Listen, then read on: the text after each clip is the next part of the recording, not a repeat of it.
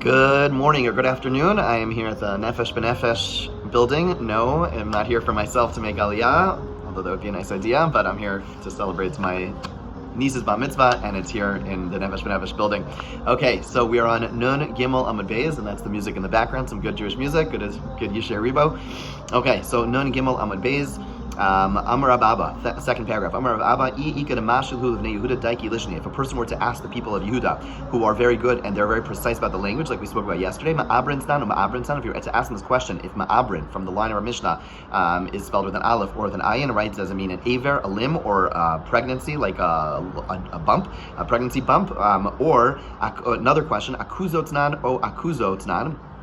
A discussion in Maseches Bchoros about, without getting into all the details right now, but basically there is a term that's used in Maseches Bchoros about hindquarters, and there are two possible ways to spell, with an aleph or with an ayin. Yadi, they would know the answer. What would they say? Sheilinu. So they'll know the answer. Sheilinu, they asked the people of Yehuda, V'amrulei, and they answered. He said the answer was not the most helpful answer. People hate when I give this type of answer. You know, they want a definitive answer. What's the answer? Ikidatani ma'abrin, v'ikidatani ma'abrin, ikidatani akuzo, v'ikidatani akuzo. Basically told them there's good traditions to back up the aleph ma'abrin or the ayin ma'abrin. There's similarly good tradition to spell with the aleph or the ayin for akuzo. They both have strong bases in tradition. Okay, now we go into a little more detail, contrasting the people of Judea, people of Yehuda with the people of Galil. We see the people of Judea are very precise with language, people of Galil are not. Bnei Yehuda daiki lishna, the people of Yehuda are very careful with their language. Mahi, what's an example or what's an illustration of this? To who bar Yehuda Amr lahu talis yish l'imkar. He said, I have a cloak to sell. Amr they asked him, my gavan talischa, what color is the cloak? Amr lahu kisradin ali adam, the color similar to that of a beet on the ground. Okay, so in other words, the color was green, but the word yarok, green, could also mean yellow. So you didn't want to say yarok, he wanted to say the exact shade, and therefore he compared it to the beet on the ground, which a beet like B-E-E-T, which is a very specific color, and that is an example of the people of Bnei Yehuda being very careful of their language. Bnei Galil de lo daikilish, and the people of Galil are not careful of their language. Mahi, what's an example? To who bar Galila davika azil v'amarlu, there was a Galilean who was walking along trying to sell something, and he said, Amar leman, who has an amar, who has an amar? Amruleh, they said to him, Glila Shota, foolish Galilean. Chamar lemirkav, do you mean amar, do you mean chamar, to ride on? Like, what are you selling? Are you selling a chamar, a donkey? Oh, chamar lemishter, you're talking about a wine to drink. That's also the word chamar. Amar lemilbash, you're talking about amar, which means wool to wear. Oh, imar liskisar, you're talking about a sheep to slaughter. In other words, because they're so imprecise, and he's just saying these words, which could be interpreted in so many different ways, it's not a very good way to go about things, right? So we see the person from Yehuda was very precise, and when it went out of his way to make it clear what he was selling, the people of Galil, he says, use this term which could be interpreted in so many different ways. Okay, another example, who itza divai lememer lechaverta, a woman who was intending to say to her friend, tai de ochla chalban, she wants to say, may I give you some fat to eat, meaning some like fat from a meat. Instead, Amrullah, she said, shlochti, which is not even a word, but it came from the word tai de ochli, tochlich lavya, may a lion eat you. In other words, again, you have the people of Galilee are not speaking precisely, and they're like slurring their words, they're not speaking carefully, and therefore instead of saying, hey, could come, I want to share with you some fat to eat, she said, may a lion eat you, which obviously is not a nice thing to say. There was a woman who came before a judge, and she wanted to report a theft of a large tablet. But Amrle, she got up and said, Mari Kiri, she said, my master slave. Okay, again, she wanted to say my master. She says my master, but she also said slave. Tafla havasle, I had a beam. Okay, that's good. Veganvuch min, it got stolen. Uchadu havas, and now it was the chad, and now it was also nonsensical. She wants to say this how big it was, but she says it was. How big? The chad shedaru lach ilave, when they hang you, the judge, on it. Lo mati karich a'ar, your feet would not reach the ground. Okay, so again, she's trying to describe the length. But instead of talking about it in a more general sense, because of the terminology that she's in, again, the messy language, she ends up saying that if we were to hang you on this tablet, your feet would not reach the ground. Not, again, the nicest thing to say to a judge, not the best way to make a good impression. Okay, Amud Rebbe. Now we have the maidservant in the house of Rebbe. So there's actually a lot of stories about her wisdom and her knowledge. The Gemara elsewhere tells us that when they had questions about language, they would go to her. So here, when the maidservant in the house of Rebbe, ki hava mishtaya bilshon chachma, when she was speaking in an enigmatic fashion. Okay, she wasn't always. She's speaking with wisdom. It's clear to those who understand. And what would she say? Amra hachi. She would say the following: Alas nakvas bakad. The ladle hits the barrel. Yidun nishraya likine. And the eagles should fly to their nest. What was she saying? She was diplomatically kicking the students out. The students would be eating there, and at some point the ladle hits the barrel. What that means is there's no more wine. They would take the wine out with the ladle, but there's no more. Okay, and she would say the eagles should fly to their nest. Time to go home, right? She would say it in a very diplomatic and a nice way. The chihava bay delesvun. And when she wanted them sit at the table or to stay at the table, Amar lahu, she would say, Yadei basar chaveret mina, a piece of her friend shall be removed from her, with a reference to removing the stopper of another barrel. In other words, she says, don't worry, we're going to open another barrel. The siskafe alas bakadiki ilfa da azla bayama, and the ladle will float in the barrel like a ship that goes in the sea. Okay, it's going to float like a ship floats, meaning it's going to have a full barrel. Rabbi Yossi bar Asyan ki have a mishtay b'lshon chachma amar. Rabbi Yossi bar Asyan, when he was speaking in a wise and enigmatic language, he would say, Asli sharp mishpat betor miskein. Prepare for me an ox in judgment on a poor mountain. Okay, what he meant was prepare for me beets with mustard. Okay, both those terms could be, the term turadin, which is ox in judgment, also. Okay, so again, he would say, Asli sharba mishpat, ox in judgment, betur miskein, right? So prepare for an ox in judgment on a poor mountain. But again, those terms of mishpat, turadin is the term that is used to describe beets, and that is tur miskein, right? And he wanted, chardal in mustard, which is from the word char or har, mountain, and dal, right? So basically, he's using these words in a way of a riddle. It's not appropriate to say what he wants to eat out loud. He's saying in an enigmatic fashion. The people there, his servants understand what he's saying, but he's not saying it in a way that is very, it's seen as a little crass to say explicitly what he wants to eat. So it was a very refined way of speaking, and so he would say in this enigmatic, kind of hinted fashion. When he wanted to know how if it's a good inn to go to, he would say, Gvar pum dein chai, is the man of this mouth living? Mazo tova yesh, what is this good that there is? Okay, basically he was, again, there are different ways of interpreting this, but some understand he was basically asking, again, alluding to the fact that ushpizen, okay, so the word is broken down. Ushpiza means, ushpiza is the term that we use for an innkeeper, but over here he would use the word ush, which means ish, p, mouth, az, this. So instead of saying innkeeper, he'd say ushpiza. He would say ish, right? Instead of saying ushpiza, which means innkeeper, he would say gvar pum dein chai, the mount of this mouth. So no one knew who he's referring to, but he was really asking cleverly, is this a good innkeeper, but doing it in a hidden fashion. Okay, Rabbi Avohu kev mishtay b'lshon chachma. Ravo, when he was speaking in this hinted fashion, hava amrach, he would say as follows: Astrug lefachamin, make the coals like an esrog. Okay, it was a way of saying make them burn very strongly. Okay, they should be bright. Arkiu l'zahavin, spread out the golden ones. Okay, spread out the coals which glow like gold. Vasili shnei magide ba'alata, make me two indicators in darkness. So it's a reference over here to roosters. What do they mean? Because they're indicators. They indicate to people when it is the daytime. Make for me, use the coals to prepare two indicators in darkness. Okay, again, he would not speak I just want to explain what's going on over here. In other words, first we contrasted the people of Yehuda and Galil. The people in Yehuda are precise in language. People of Galil are messy with their language. Then you have this new category of people who are just speaking in a way that needs a little bit of wisdom. They're not speaking as, it comes with a certain refinement, that there's certain things they don't want to say as clearly based on different, whether they don't want to ask how good a person is in front of them, or that other people will hear about it, or they don't want to ask for specific types of food explicitly, again, a little bit crass, and therefore they're speaking, or they don't want to kick guests out or welcome people in a very clear-cut fashion. They do it so in a little bit of a whimsical way. Again, this speaks to the notion that we want to speak in a wise and clever fashion in all these situations. Amalei Rabban Rabbi Avohu, the rabbi said to Rabbi Avohu, Hatzbinenu Hechan Rabbi Eli Tzafan, shows where Rabbi Eli is hiding. Amalahan Alat Benar, he rejoiced. So Ravo was not. Eli was not around. Amalahan, so Ravo replied, Alat Benara, he rejoiced with the young woman. Aharonis, from the family of Aaron. Acharonis, she was the latest one. Eranis, a lively one. Vin art vihin iratu, and she kept him awake.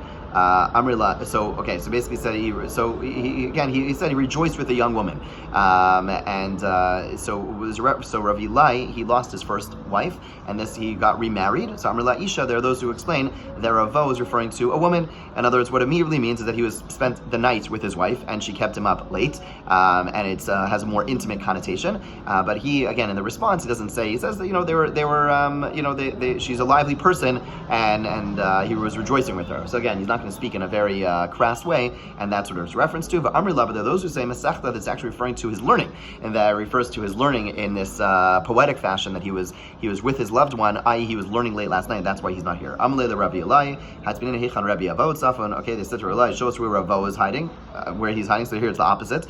So this time Rabbi Eli, they knew where Rabbi Eli was. They don't know where Ravo was. Amr Lahan, he said, Nitzias Machtir, to cancel from one who crowns, V'in give him Mephibosheth, and went south to Mephibosheth.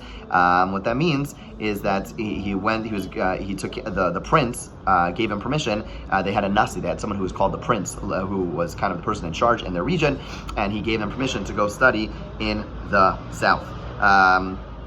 Okay, so the great scholars of the people who were the Talmid Chacham of the south were called Mephibosheth because he was the teacher of David HaMelech who lived in the south. Okay, Amar Rav Yoshe ber Chananya, Miyamai lo nitzchani adam, no one ever got the better of me with language. In other words, he was very clever with his language, very quick. He said, no one ever got the better of me in a verbal encounter, except for a woman, a little boy, and a little girl. Isha mahi, what's the case of a woman? Pam achas nisarachli etzel achsania achas. I was once staying at a certain inn, Asali, Poland. The hostess made beans for me. B'yom rishon achaltim lo shiarti mehen klum. The first day I ate and did not leave anything over. Shniya v'lo shiarti mehen klum. On the second day, she served me beans and did not leave anything over. B'yom shlishi hikdi chasan b'melach. On the third day, she burnt them with too much salt. As soon as I taste them, there's too much salt, I did not eat anymore. Amrli, she said to me, Rabbi, why are you not eating today? I said to her, I already ate during the daytime. I ate earlier, that's why I'm full, right? It's like, again, very polite way, very appropriate way of saying, I don't want to eat, not that the food tastes bad, you put too much salt. He's like, I already ate earlier, I'm stuffed. Amrli, she said to him, she said, well, you should not be eating so much bread earlier in the day. Amrli, she said to me, Rebbe Shema lo hinachta pe'ami barishonim. Maybe you're leaving over a portion because the earlier days, yesterday and the day before, you did not leave any beans over. V'lo kach amrucham dinar sages say mishayim pe'ah be'ilfis. We do not leave a portion over in the serving pot, but mishayim pe'ah be'ka'ar, we do leave a portion over on the plate. What's this all about? So the appropriate thing, how do you give a tip to the workers back in the day? You don't give them money, you leave over some food for them to eat, right? The workers back in the day, I was just in the Rova and I saw the table next to me, there was someone left over some pizza, and so a poor person sat down and started eating the pizza, right? And that's how they served, that's how they paid, that's how they tipped the workers. They would leave over food, and so it seems like he did not leave over food the day before and the day before that, and so she was very cleverly, very diplomatically saying, oh, the reason you're not leaving anything over, you're making up for the days before because you didn't leave anything over then, right? In other words, we don't leave anything over in the pot because that's where we're drawing the food from your plate, where you just ate. You're supposed to leave something over you're supposed to give a tip, and maybe that's where you're leaving something over because you didn't do so, and he had no answer because he was right. She was right, he was wrong. He did not leave a tip to the workers on the days before. Okay, that's the story of the woman. Okay, so Tinokis Mahi, what's the story of the little girl? Pamachas Hayis Mahalach Derech was traveling. It was a path that was going through a field. Vayisi Mahalach Mana was walking on it. Amrli Tinokis Achas, the little girl said to me, Rabbi Lo Sadihi, no, it is not a private field. Amartila, I said to her, Lo Derech Busha, it's a trodden path. It means, look, you see people, meaning she was saying it's private property. He said, no, look, there's many people who walked on this path. Amrli, she said to me, Listim Kamostak Vashua, yes, it's a well-beaten path because robbers like you walked on it. In other words, he was saying, look, it's clearly a public path. Many people have walked through this backyard or whatever it is. And she said, yeah, it's true. A bunch of robbers did that. In other words, she was saying to him, just because people have walked through it does not mean that it's not stealing. You're stealing. Okay, so then again, he had no answer. She was right and he was wrong. Tinok Mahi, what's the case of a little boy? One time I was walking down the road. I saw a little boy sitting on the fork of the road. And said, which path do we take to the city? Amar Li, he said to me, Zo Ketzar Varuka, this road is short and long. The Zoruka Ketzar, and this one is long and short. So I went down the road that he described as short and long. Came and she got the ear when I came to the city. And I saw, even though it was a short path to the city, there was all these gardens, orchards that were blocking access to the city. I went back, Amarti Lo, and I said to the boy, Bini, hello, Amarti Ketzar, didn't you say it was short? Amar Li, he said to me, I said it was short and long. I didn't listen. I kissed him on the head. Praiseworthy are you, Yisrael. You're all very wise people. From the old to the young. In other words, it's important that we're careful and precise with our language. We live in a world where there's so much what people call verbal diarrhea. People just talk and yap. And it's critical that we are careful with our words, that we choose our words wisely, that we are thoughtful with our words, that we don't, if it's going to be something insulting, we do so in a very tactful fashion, we do so in a whimsical fashion, and that if we're going to ask something which is a little crass, then we should use language, right? We know how far our sages went in terms of talking in a way that wasn't crass or negative. Similarly, over here, we are meant to take away from this that the importance of the words that we use and how we use the words we use, just the choice of words, and we're about to see even the amount of words we use. We're about to see over here, Nun Gimel Amud Beis. Rabbi Yossi Gli was traveling down the road. Ashkal of Ruria, he met Bruria. Bruria was her mayor's brilliant wife.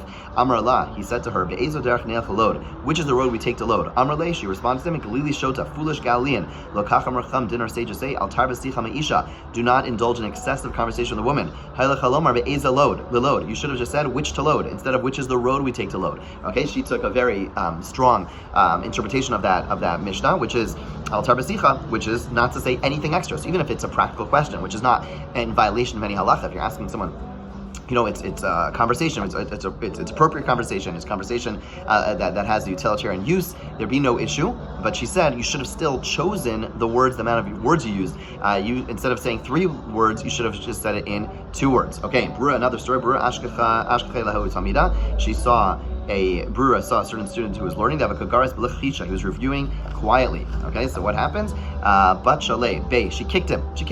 Amrle, now I don't know if that means literally, but Amrle, she said to him, Lo kach kasa, doesn't say in the Torah, Arucha b'chol ushmura, arranged and all insecure. Im arucha b'ramachi v'ram shalcha, if it's arranged in all your 248 limbs, if you learn in a way that moves you, that gets you going.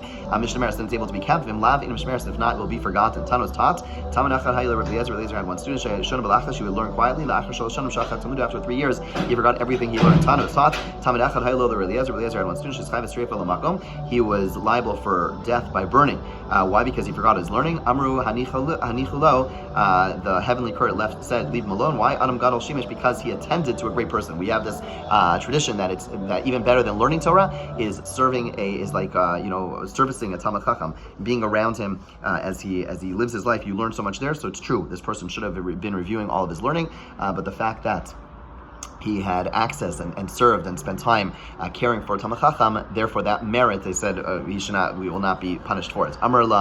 Amrle Shmuel Rav Yehuda. Shmuel said to Rav Yehuda, Shinana, sharp one, Psach Pume Krei, open your mouth and read. Psach Pume Chtnei, open your mouth and learn Mishnah. So you'll remember it. V'torach Chayai, and your life will be lengthened. V'sorach Chayai, your life will be lengthened. Shema Kihim Chayim, Kichaim Heim Lemotzeim, L'chol B'sar Marpeh. The pasuk says, for the words of Torah are life to those who find him and a cure for his entire flesh. Al Tigil Lemotzeim, don't read it as those who find him. El Lemotzeim Bepad, rather those who express them, the words of Torah, with their mouths. And the idea is, it's important, so let's just take practical things here. When we learn Torah, it's important to do so out loud. Remember, my father always gave me a hard time. If I learn quietly, it's important that we learn out loud. That's number one, and it really makes a difference. It impacts our whole body. We want Torah to really impact us. Right? When we see people shuckling and learning with intensity, it's because it's meant to be a full body experience. It's meant we're connecting to God in this moment. It's not something which is casual. The other thing which you have to take about this is the importance of review. My brother was telling me, he was telling one of his teachers that we're learning Daf Yomi or Amud Yomi, and he said, why would you do that? There's no review built in. And he's right. It's important, if you have some time, if you've been learning Shabbos or whatever it is, to find some time to review a little bit of what we've learned, to go back and review even at a slower pace. But the point is that review, that's what makes the Torah really stick with us.